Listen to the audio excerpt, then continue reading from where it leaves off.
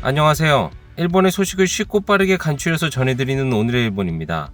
3월 13일 토요일 오전 뉴스 보내드리겠습니다. NHK 보도에 따르면 12일 도쿄에서 304명, 카나가와 107명, 사이타마 155명, 치바 105명, 오사카 111명, 홋카이도 53명의 감염이 확인되는 등 총 1271명이 확진 판정을 받은 것으로 파악되었습니다. 일본 내 감염이 확인된 사람은 44만 5,606명이며 요코하마항 크루즈선을 포함하면 총 44만 6,318명이 감염된 것으로 파악되었습니다. 한편 도쿄에서 25명, 사이타마에서 5명, 홋카이도, 오사카, 카나가와에서 각각 4명 등 총 58명의 사망이 발생하였으며 누적 사망자는 일본 내 감염이 8,522명, 요코하마항 크루즈선을 포함하면 총 8,535명이 되었습니다. 한편 10일 전국에서는 속보치로 47,198건의 검사가 실시되었습니다.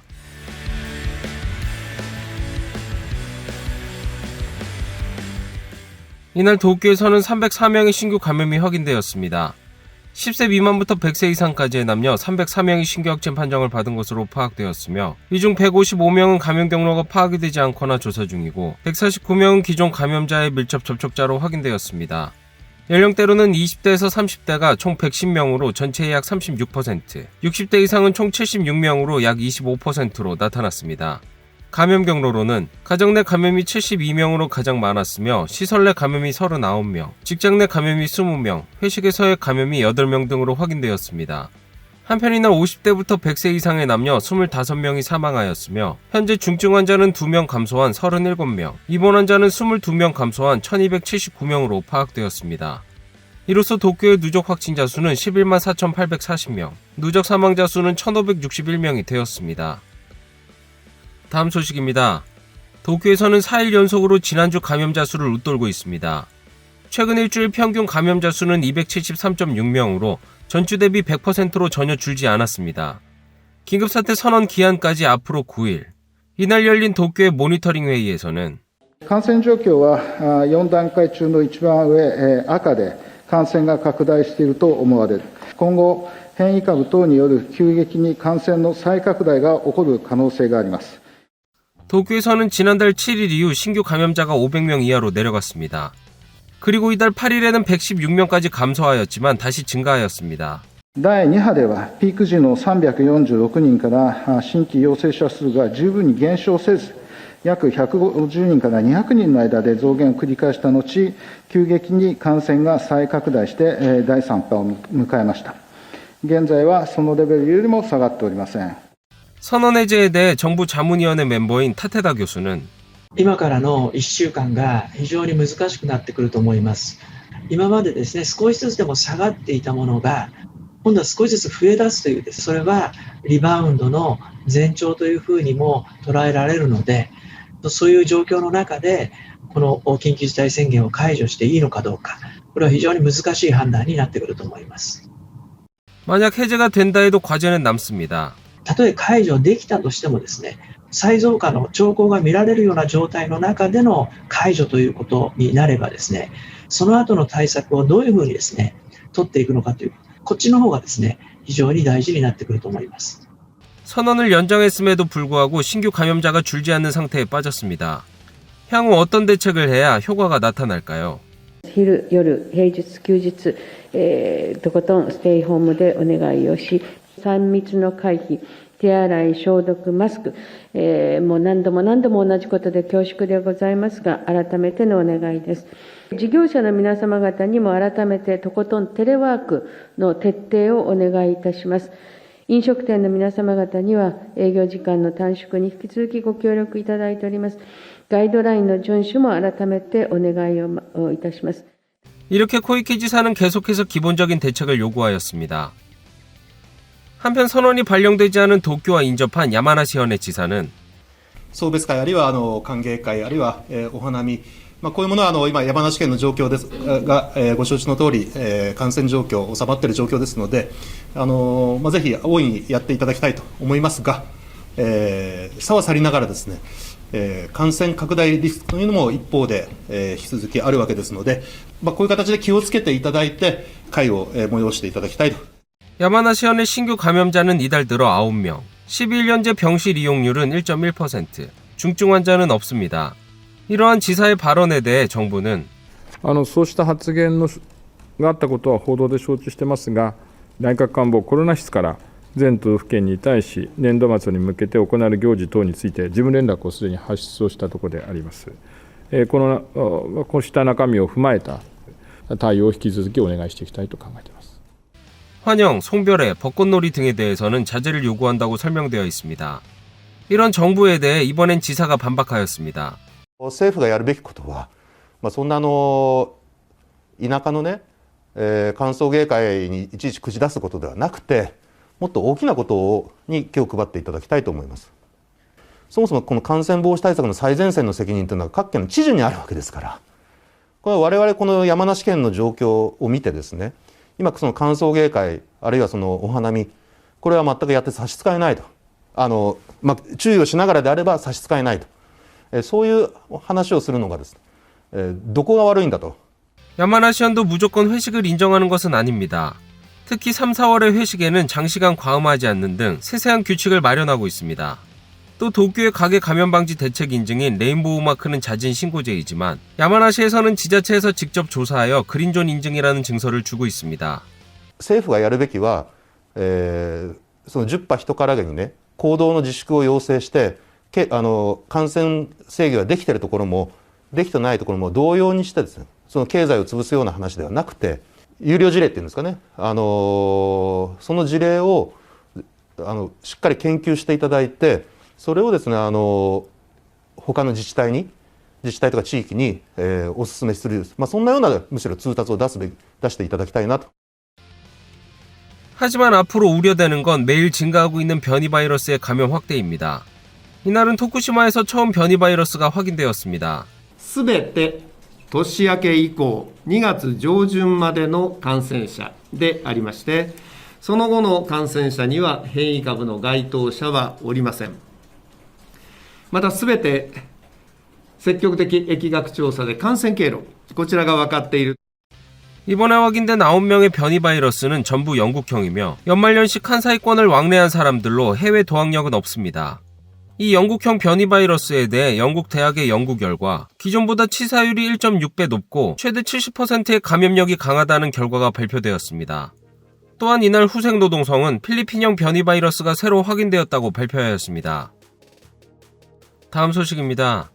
코로나19 백신에 대해 코너 담당상은 EU의 승인을 얻으면 6월 말까지 약 1억 회분의 공급을 전망한다고 밝혔습니다. 5月の10日の週には、480万人すべての医療従事者2回分の配布を完了することができそうでございます。 의료 종사자용 백신 접종에 대해서는 5월 둘째 주까지 2차 접종분의 배부가 완료할 전망임을 나타내고 고령자 약 3,600만 명분에 대해서도 6월 말까지 2차 접종이 가능한 백신을 보내겠다고 하였습니다. 공급의 관건인 EU는 11일 영내에 백신 공급이 지연되고 있어 수출 규제를 6월 말까지 연장하겠다고 발표하며 백신 확보에 차질이 발생할 우려가 있는 가운데 外務省が先方で EU 本部並びにベルギー政府とも日々やっておりますので、そこはきちんと出してもらえるように頑張っていきたいと思います。 한편 의료 종사자용 접종에 다음 달부터 6회 접종 가능한 주사기가 사용될 전망입니다.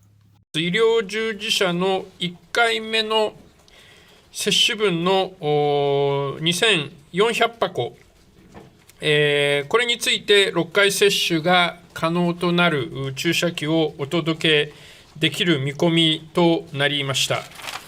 또 이달 15일 제5편으로 360상자, 약 42만 회분이 일본에 도착할 예정입니다. 다음 소식입니다. 스가 총리 장남 등이 총무성 간부들을 접대한 위성방송 관련 회사 토호쿠 신샤의 위성방송 사업에 대해 타케다 총무상은 외국자본 규제 위반에 따라 인가를 취소할 방침임을 나타냈습니다. 当該認定の取り消しに向けて必要な手続きを進めていくことといたしました。 토호쿠 신샤가 4년 전 인가 신청 시 외국 자본 비율이 20% 이상이었던 사실이 확인되었으며 이는 방송법 위반입니다. 2017년 1월에 인가된 해당 신청에 대해 타케다 총무상은 중대한 하자가 있었다라고 인정하며 인가를 취소할 방침을 밝혔습니다. 향후 이달 17일에 사업을 승계한 자회사 토호쿠 신샤 미디어 서비스에 대해서는 변명을 요구할 예정입니다. 다음 소식입니다. 디지털청 창설을 골자로 한 디지털개혁 관련 법안의 관계자료에 45곳이 잘못된 문제로 히라이 담당상은 최종 책임은 내게 있다라며 국회에서 사과하였습니다. 45箇所も、間違いがあったと。ちょっとあまりに呆れてものが言えないんですが。参考資料に誤りがまずあったと。そして国会への説明が遅くなった。そして提出した正誤表が最終版ではない途中のものを配布したと。この3点が本当に申し訳なく、もう心からお詫びを申し上げたいと。これ、責任者大臣ですので、大臣のこれは監督不足だということで、そういうご認識でよろしいんですね。いかなる経緯があるにせよ、最終的な責任は私にあると。 이날 중의원 내각위원회에서는 디지털개혁 관련 법안의 실질 심의가 시작되었습니다. 이 법안에 대해서는 참고자료 45곳에 오류가 있었으나 그 내용을 국회에 보고한 자료에도 복수의 실수가 발생하여 야당은 이에 대한 설명을 요구하고 있습니다. 이에 히라이 담당상은 젊은 직원을 각 부처에서 모은 연합팀으로 약간 맞지 않는 부분이 있었다라고 해명하고 재발 방지를 위해 시급히 개선책을 검토할 생각을 나타냈습니다. 다음 소식입니다. 쿼드로 불리는 미국, 일본, 호주, 인도의 첫 정상회의가 열렸습니다. 両モディさん、そしてスコも日米豪印首脳会議実現できることを大変光栄に思います。 Free and open Indo-Pacific is essential to each of our futures, our countries.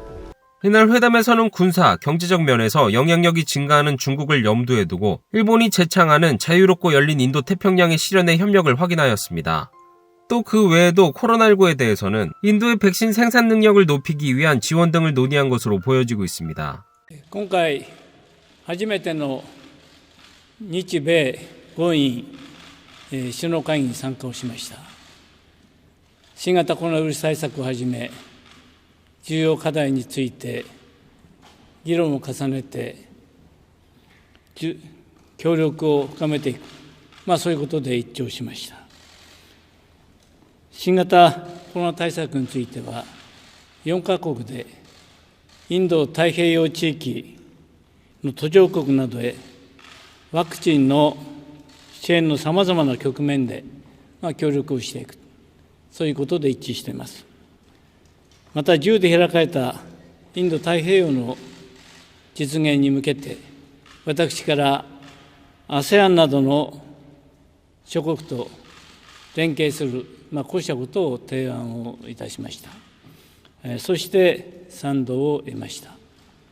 また地域情勢で私からミャンマー情勢について重大な懸念を持っている。